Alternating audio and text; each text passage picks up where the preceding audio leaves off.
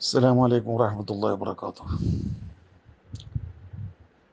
Election ചെയ്തു കഴിഞ്ഞാൽ നമ്മുടെ വിരലിൽ പുരട്ടുന്ന മഷി അത് വെള്ളം ചേരലിന് ഹാജിബാകുന്ന തടസ്സമാകുന്നതാണോ അല്ലയോ എന്നതാണ്.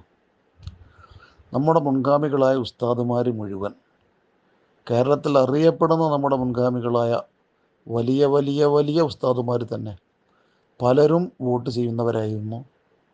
ഈ മഷി അവരുടെ കയ്യിൽ തേക്കപ്പെടുമായിരുന്നു.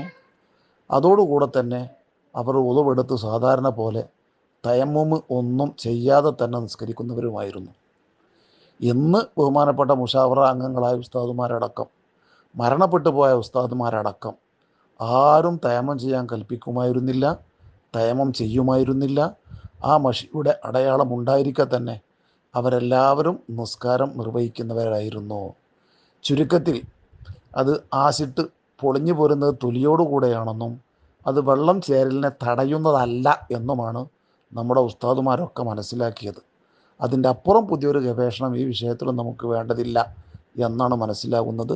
അല്ലാഹു ആലം ബിസ്സവാബ്.